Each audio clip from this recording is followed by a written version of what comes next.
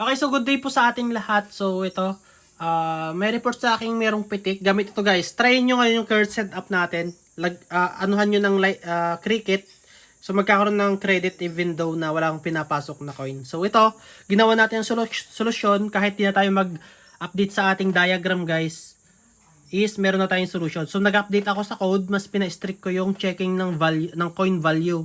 Now, also kailangan natin i-calibrate tong ating Alan coin para mag-match doon sa ating code, no? So dito, hindi nagagana yung anti-pitik. Also tong electric fan na tactics, yung ganun, wala nang pitik na papasok. So yan, para din na kayo problema na yung binili nyo doon sa mga binigay kong links is gagawa natin ng paraan. Kaya ito, ipapakita ko sa inyo paano nyo i-set up. So ngayon, mag-prepare kayo ng iba't ibang coin na piso. So ito pinaka-importante guys, itong piso, kasi ito yung kalimitang pinapasok ng mga bata. So meron ako ditong 23 na old coin, 23 na bagong coin. So dito, 5, tsaka 10. So meron ding 10 na bago tsaka luma. So pinagsama ko na yan. Then 20. So kailangan i-occupy natin lahat ng row dito. So merong 6 na row dito, ay column. Merong 6 na column dito na programmable for each coin. So ngayon, 1, 2, 3, 4, 1, 2, 3, 4, 5. Ito, 6. Sorry, paghiwalay na lang natin to. Yan, 1. Ito, ay hindi. Ngayon ito palang gagawin natin. Ito, magka isang row to. Ay, nahulog. Ayan, so nahulog yung ating bagong coin. Ayusin lang muna natin guys. Medyo mataas-taas ka eh. So ganito ang bilang niya guys sa 1, 2, 3, 4, 5, 6. So ito, pagsama natin to. Yan ang ipapasok natin na calibration guys. So isiwalay ko lang muna itong bago para di magkalo-halo. Okay, so let's go. So ngayon, kailangan natin to iset itong ating Alan coin into programmable. So pag ginawa nyo to guys, may erase yung nakaprogram dito sa Alan natin ha. Kaya pag ginawa nyo to, make sure na masusundan yung tapusin. So ngayon, iset natin siya into programmable. Ano ba itong sumasabit na to? Okay, so ngayon, start na tayo guys. So i-hold na, meron ditong tatlong button, set, add, minus. So check nyo na lang dyan. Itong add tsaka minus guys, pag pinipress nyo yan, napapalitan yung value ng nandito sa LED. No, ganun lang yan, huwag kayo malilito sa logic nun. Ngayon, iset na natin siya into programmable. Hold natin yung add tsaka minus at the same time in 3 seconds. 1, 2, 3. Hanggang sa maging A.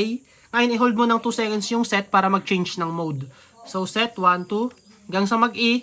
Once na nag-E na yan guys, ibig sabihin yan, ilan ang iproprogram mo dito sa slot ng Alan. So, merong 6 to. I-occupied natin lahat para sulit. So, click lang natin yung ito add para makita mo yung value. Yan. So, ito guys, napapalitan na. Huwag kayo malilito. Click nyo lang yung minus para bawasan yung value. Click nyo yung add para madagdagan. So, di ko na inuulitin guys ha. So, ngayon, 6, i-occupied natin lahat ng programmable na chip niya dito. Then, click natin yung set para mag-start na tayo sa configuration.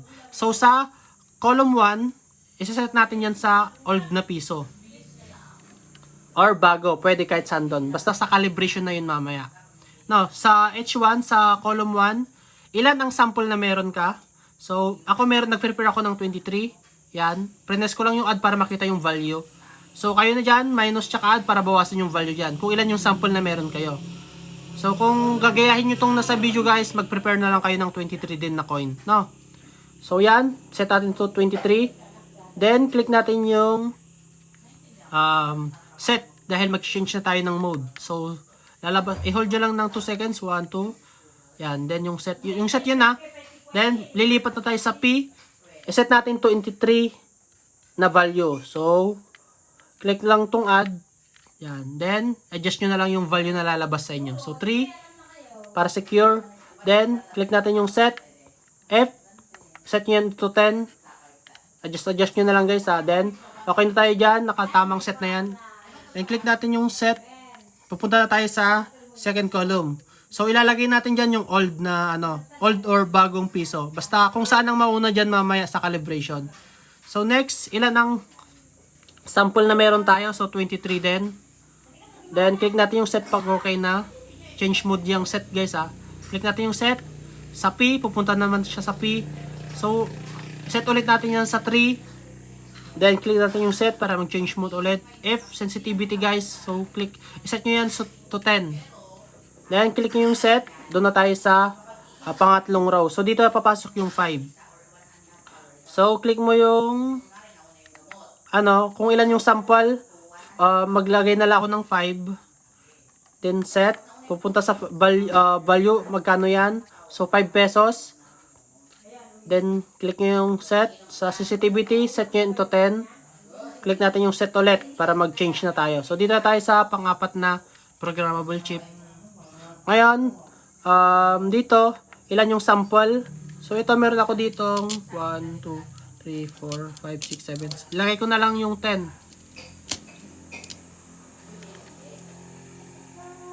10. So, dito guys, lagay natin yung bagong 5 pesos. Then, dito, dagdagan ko lang to 10 para di malito mamaya. Yan. Okay? So, 10 yung sample na meron kasi ako. Then, set, change mode. So, magkano yan? So, 5 pesos din yon. Then, okay, sensitivity 10. Then, set, para mag-change lang ng mode, guys. So, doon na tayo sa tens. So, dito, 10 na yung value niya, guys. So, naglagay lang ako ng 5 dun sa sample nito, guys, na medyo nabilisan ko lang yung click. So, okay na tayo sa value. So, sensitivity 10. Okay, H6 na tayo. Ito, pinagsama ko na yung bago tsaka luma, guys, dun sa pang 1, 2, 3, 4, 5, pang 5 na row, pang 5 na column. Then, next, dito tayo sa pang last, yung 20 pesos. Dito natin ipapasok. So, click natin yung add. So, dagdagan natin to into 5 sample lang ang meron tayo. 5 natin to ipapasok 5 times. Then, next, sa pulse. So, dagdagan natin to kasi dati nakaset sa 10 yan. So, 20 na yan. Set natin sa 20 pesos. Yan, 20 pesos yung detect na yan. Then set, change mode sa sensitivity, then 10, then set para mag-start na tayo sa calibration. So, calibration, yung unang coin, ito yung ipasok natin. Yan.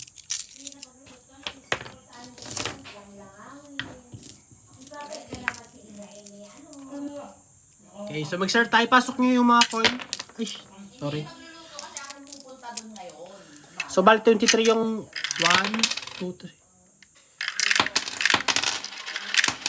Sorry guys. May nakalimutan tayo. Para mag-start ng calibration guys, ito. Nakalimutan ko i-set. Hold nyo yung set into 3 seconds. 1, 2, 3. Pag lobas yung A, i-press mo yung set ng 2 seconds. 1, 2. Ayan, nasa A1 na tayo. Calibration na yan guys. Sorry, mali yung naipakita ko.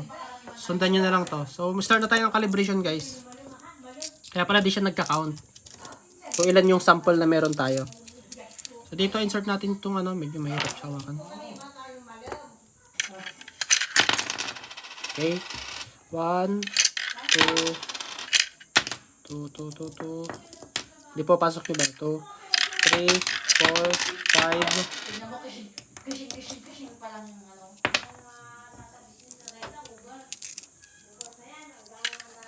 5, 6, 7, 8, 9,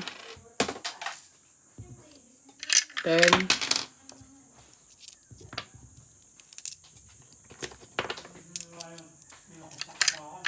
11, 12, 13. So, 23 ang ipapasok yung coin dyan guys na sample. Para sa mga iba-ibang coin.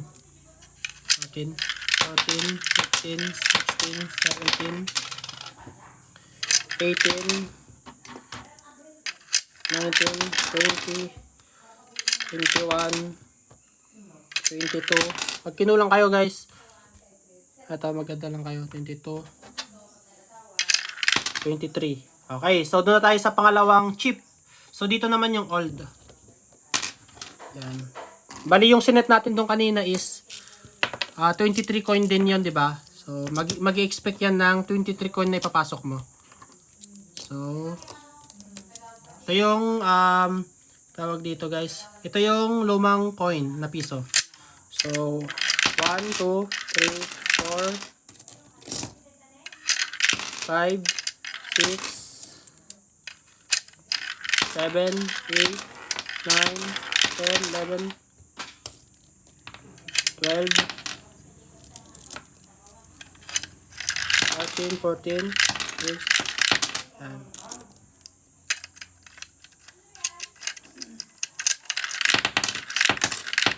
Napagod na ako magbilang guys. Basta hindi pasok yung 23 na coin dyan na luma. 21, 22, yan last. 23, yan. Okay, next, doon na tayo sa, medyo madami-dami kasi kaya napagod ako. Doon na tayo sa ating 5 na old. So old na lang ilagay natin kasi 5 lang yung nakaset dito ha, na coin. Huwag yung susobrahan na. 1, 2, so uulitin ko na lang yon. 3, 4, 5. Ayan. So, nag-blink na ulit. So, doon na tayo sa ibang chip. Ito naman yung bagong 5 coin, guys. Oh. Okay, 1, 2, 3, 4, 5, 6, 7. Pag nabitin kayo sa coin, guys, ulitin nyo na lang yung 5. 8, 9, 10. Yan. So, next daw tayo sa A5. Ito na yung 10 pesos. So, pinagsama ko na guys yung bagong 10 tsaka lumang 10. Okay, 1, 2, 3, 4, 5. Yan. Then, last one yung 20 pesos. So, 5 din ang nilagay nating sample dyan. So, ulit-ulitin ko na lang to into 5 times. 1, 2, 3, 4, 5. Okay, so okay na yun guys. So, nakalibrate na natin ng maayos yung ating Alan coin. So, ngayon, itetest natin. Wait lang guys, setup ko lang. Okay, so inopen ko na yung tablet. So ito guys yung ating apps. Nag-DC siya. Ilagay ko lang yung power. Nabibitin sa power source eh. Okay, yan. So may stable na. Nilagay ko sa power source. Ito guys, mamamonitor natin dito kung mababasa niya ng maayos, no? So, ayan, magpasok tayo ngayon ng piso. Medyo mahirap.